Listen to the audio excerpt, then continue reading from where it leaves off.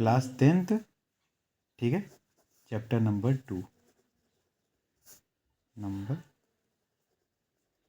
2 polynomial के बारे में पढ़ेंगे। ठीक है, पॉलिनोमियल। सबसे पहले पॉलिनोमियल पढ़ते हैं क्या होता है। ठीक है, जिसको नहीं आता होगा पॉलिनोमियल क्या होता है, 5 मिनट एकदम बेसिक समझा दे रहा हूँ। मतलब जो लीचड़ हों एकदम नवाई खेल कूद में लगा दिए। ठीक है, दसवीं अब गोड़ के बैठे हैं तो उनको बता रहा हूँ सिंपल सा पॉलिनोमियल होता क्या है। देखो, अल्फ़ाबेट जानते हो ना, ए से लेकर जेड तक। ठीक है, अल्फ़ाबेट ए से लेकर जेड तक ये होते हैं तुम्हारे अल्फ़ाबेट। इनको हम लोग बाद में अब कहेंगे वेरिएबल। ठीक है, वेरिएबल। ठीक है, वेरिएबल।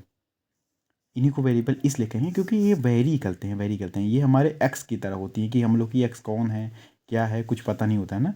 जैसे एक्स की वैल्यू देखते हो ना कि भैया कौन है, एक्स की वैल्यू पता नहीं होती। कुछ भी लिख सकते हो, इसको 1 मान सकते हो, 2 मान सकते हो, 3 मान सकते हो, इन्फिनिटी मान सकते हो, नेगेटिव नंबर, फ्रैक्शन, कुछ भी मान सकते हो। ठीक है, तो ये होता है तुम्हारा वेरिएबल। वेरिएबल ए से लेकर जेड तक जो होते हैं ये होते हैं वेरिएबल। ठीक है, ठीक। अब होते हैं वेरिएबल के बाद आते हैं तुम्हारे प्लस माइनस। जानो, प्लस माइनस ये तुम्हारे बेसिक से वो टर्म है, मतलब बेसिक से साइंस हैं जो तुम्हारे टर्म बताते हैं। अब अभी समझते हो बस। ठीक है, इतना समझ में आ गया। चलो अब बताता हूँ। अब सबसे पहले समझो एल्जेब्रिक एक्सप्रेशन क्या होता है। क्या एल्जेब्रिक एक्सप्रेशन, एल्जेब्रिक एक्सप्रेशन क्या होता है। एल्जेब्रिक एक्सप्रेशन क्या होता है, देखो, जब भी तुम वेरिएबल्स के साथ वेरिएबल, नंबर और साइंस का यूज़ करके कोई चीज़ लिखते हो वही तुम्हारा एल्जेब्रिक एक्सप्रेशन होता है। ठीक है, एक्सप्रेस करना एल्जेब्रा के साथ। ठीक है, समझो कैसे।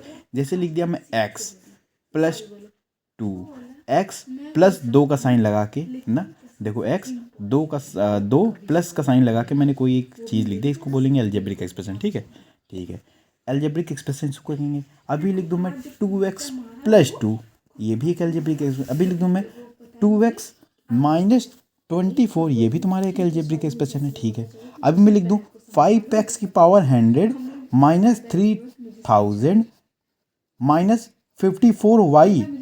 देखो बेटा, ये भी एक एल्जेब्रिक एक्सप्रेशन है। ये एक्स वेरिएबल का एल्जेब्रिक एक्सप्रेशन है, ये भी एक्स का है, ये एक्स और वाई का है। ऐसे समझो। अब तुमको समझाता हूँ मैं, इतना चीज़ समझ में आ गया। मैं तुमको बताता हूँ कि इन लोग में समझ होता क्या क्या है। देखो, जैसे होता है, ये है तुम्हारा 2x प्लस 4।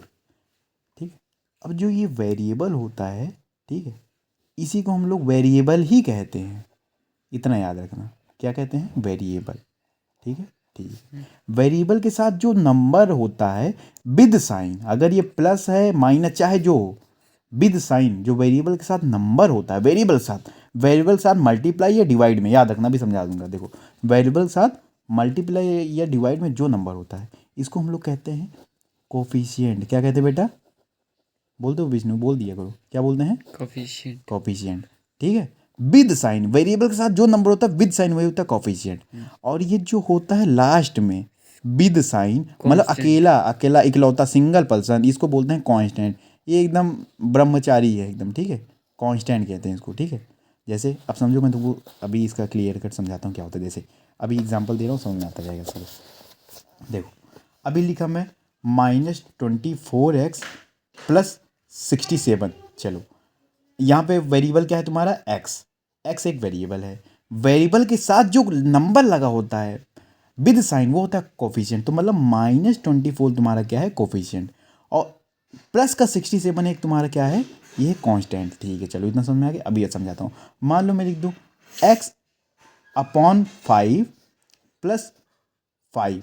अभी तुम्हारा कोफिशिएंट क्या है, देखो x के साथ जो कोफिशिएंट है वो है 1/5। तो तुम्हारा यहाँ पे कोफिशिएंट क्या होगा, यहाँ पे कोफिशिएंट होगा 1/5। तुम्हारा क्या हो गया, कोफिशिएंट। ठीक है, चलो तुम्हारा x क्या हो गया, वेरिएबल। ठीक है, ये तुम्हारा हो गया कांस्टेंट। चलो, मतलब कांस्टेंट क्या है, प्लस का 5। फिर एक नंबर देता हूँ। जैसे मान लो मैं लिख दिया 3/5x²। एक पेन खत्म हो गई, पेन दो बेटा एक। चलो, अभी मैं लिखता हूँ तुम्हारे पास 3/5x² प्लस 73। ठीक है, अभी मैं पूछूँ भैया मुझे x का कोफिशिएंट बताओ। सुनो, यहाँ पे मैंने एकदम ध्यान से समझना, इस एक्सप्रेशन में मैंने x² लिखा है, लेकिन मैं पूछूं मुझे एक्स का कोफिशिएंट बताओ, तो भैया यहाँ पे एक्स स्क्वायर दिख रहा है, एक्स स्क्वायर दिख रहा है ना। तो लेकिन मैं पूछ रहा हूँ एक्स का कोफिशिएंट, तो यहाँ पे कहीं एक्स दिख नहीं रहा, सिर्फ एक्स स्क्वायर दिख रहा है। तो अगर जिसका पूछूंगा कोफिशिएंट उसी का बताया जाता है। अगर मैं पूछे एक्स स्क्वायर का, तो इसका कोफिशिएंट होगा 3/5। लेकिन अगर मैं पूछूँ एक्स का कोफिशिएंट, तो यहाँ पे एक्स कहीं नहीं दिख रहा है, तो मैं यहाँ पे लिख सकता हूँ +0x लिख सकता हूँ ना। इसका मतलब उसका कोफिशिएंट क्या होगा, 0। तो जिसका कोफिशिएंट, जो वेरिएबल नहीं दिखता है यहाँ पे देखो, तो उसको हम लोग कोफिशिएंट 0 मानते हैं, समझो। जिसका कोफिशिएंट पूछा जाए, जैसे अगर स्क्वायर का कोफिशिएंट पूछा तो 3/5, लेकिन अगर एक्स क्यूब का पूछता है, यहाँ पे एक्स क्यूब नहीं है तो उसका 0 होता। वाई का पूछ लूँ तो वाई नहीं है तो उसका भी 0 होता, समझो ऐसे। तो कोफिशिएंट जिसका पूछा था हमेशा उसका बताया था। तो यहाँ पे कोफिशिएंट क्या है, 3/5। ये है वेरिएबल तुम्हारा एक्स स्क्वायर, ये है 73 तुम्हारा कांस्टेंट। चलो अब आते हैं हम लोग, इतना चीज़ अंडरस्टैंडिंग हो गई, बेसिक बेसिक चीज़ है। अभी थोड़ा सा चीज़ समझाते हैं, अब तुमको समझाता हूँ मैं कि डिग्री क्या होती है। डिग्री डिग्री डिग्री फिर समझाऊंगा टर्म क्या होता है, फिर समझाऊंगा तुमको पॉलिनोमियल। पॉलिनोमियल क्या होता है समझो, पॉलिनोमियल अभी समझो। अभी जितना सब कुछ लिखा हूँ चलो ये याद रखना, अभी समझाता हूँ। डिग्री देखो, पावर जो होती है, पावर देखो, पावर हमेशा वेरिएबल की पावर देखी जाती है, ठीक है। जैसे यहाँ पे लिख दूँ 2x² + 4, यहाँ पे लिख दूँ 5x⁴ + 3x² - 7, यहाँ पे लिख दूँ 8x⁹ + 94y + zy², यहाँ पे लिख दूँ zy² + 5। अब समझो यहाँ पे वेरिएबल की पावर देखो, हमेशा वेरिएबल की पावर कितनी है, 2। तो यहाँ पे और कोई वेरिएबल है नहीं, तो इसकी डिग्री कितनी होगी, 2। मतलब हाईएस्ट पावर जो होती है वही डिग्री। इसकी डिग्री कितनी होगी, 2। डी कितनी होगी, 2, ठीक है। अब यहाँ पे देखो वेरिएबल तो एक्स ही है, लेकिन हर अलग अलग डिग्री के साथ, अलग अलग पावर के साथ। तो यहाँ पे x⁴ है, यहाँ पे x⁴ है, तो हाईएस्ट पावर क्या है, 4। तो हम लोग का ये डिग्री क्या हो गया, इस पूरे एक्सप्रेशन का क्या हो गया हम लोग का, डिग्री 4। अब यहाँ पे देखो, अब समझो समझो, यहाँ पे x भी है, y भी है, यहाँ पे z भी है, ठीक है, समझो। अब इसको यहाँ पे x⁴ 9 है, चलो हाँ, ये इसकी पावर कितनी हो गई, इसमें 9 हो गई। चलो यहाँ पे y की पावर कुछ नहीं है, तो इसका मतलब y का 1 मानेंगे पावर। यहाँ पे zy² है, तो यहाँ पे देखो कभी भी साथ में लिखे होते हैं ना, तो ये इसका 1 मानोगे और इसका 2, तो इसको हम लोग ओवरऑल बोलेंगे। इसकी पावर कितनी है, इसकी पावर बोलेंगे ओवरऑल 2 + 1 3। याद रखना, कभी भी साथ में लिखे हैं तो ओवरऑल बोला जाता है। इस पूरे टर्म, एक टर्म की पावर क्या है, 2 + 1 3। तो इसका मतलब सबसे हाईएस्ट पावर क्या है इसमें, 9। इसका मतलब इसकी डिग्री कितनी है, 9, समझे, डिग्री 9 हो गई, ठीक है। चलो ये हो गया तुम्हारे डिग्री के बारे में। जो हाईएस्ट पावर होती है वो होता है तुम्हारे डिग्री। अभी मैं बोल दूँ, एक क्वेश्चन आता है 10th क्लास में, right a binomial of degree 100। तो बाइनोमियल अभी समझाता हूँ क्या होता है, पहले डिग्री समझ लो। डिग्री मतलब 100 डिग्री होनी चाहिए, तो कोई भी एक्सप्रेशन लिख दो। ये 99 y⁴ + 5x, तो y की पावर सबसे ज़्यादा है 100। तो ये अगर बोल देता एक वेरिएबल में लिखो तो मैं इसको भी y मान लेता। और अभी ऐसा कुछ बोला नहीं तो अपने हिसाब से कुछ भी लिख दो। चलो ये डिग्री समझ लो। अभी मैं बताता हूँ बाइनोमियल क्यों बोला है, अभी समझ में आएगा। चलो इतना हो गया। अब तुमको समझाता हूँ टर्म। देखो टर्म क्या होता है, जब भी कोई तुम लिखते हो 5y + 7, ये तुम्हारे जब प्लस माइनस के साथ दो अलग अलग चीज़ें लिख देते हो तो वही होता है तुम्हारा टर्म। जैसे ये एक टर्म है, ये दूसरा टर्म है। अभी यहाँ पे लिख दो 3x + 54y + 7, ये तुम्हारे 3 टर्म हो गए। देखो एक टर्म, 2 टर्म, 3 टर्म, ठीक है। चलो अभी मैं मान लो लिख दूँ 57 × 2y + 4, तो तुम यहाँ पे क्या बोलोगे, भैया भैया एक टर्म, भैया दूसरा टर्म, भैया तीसरा टर्म। तो भैया बोलेंगे भैया एकदम गलत बताए हो, समझो। ये एक साथ लिखा है, मल्टीप्लाई और डिवाइड जो होता है वो एक ही चीज़ माना जाता है। तो ये तुम्हारा एक टर्म, ये दूसरा टर्म, ठीक है। अभी लिख दूँ मैं y/4 + 3, तो ये भी भैया तुम्हारा एक ही टर्म है और ये एक टर्म है, तो तुम्हारे 2 टर्म हो गए। टर्म समझ में आया, प्लस माइनस से जो अलग होते हैं वो टर्म होते हैं। अब टर्म के बेसिस पे समझो, एक होता है तुम्हारा मोनोमियल, बाइनोमियल, एक होता है बाइनोमियल, ट्राइनोमियल, और एक होता है ट्राइनोमियल। ट्राइनोमियल, बाकी सब पॉलिनोमियल, ठीक है। और आगे वालों को पॉलिनोमियल कहा जाता है। क्या, पॉलिनोमियल। अब बच्चों के अंदर मिसअंडरस्टैंडिंग होती है, भैया मतलब ट्राइनोमियल के बाद पॉलिनोमियल आते हैं, ऐसा कुछ नहीं है। देखो क्या होता है ना कि तुम्हारे जो चहेते हैं उनको तुम बोल देते हो गोलू, दूसरे को बोल दिए मोलू, दूसरे को बोल दिए भटोलू।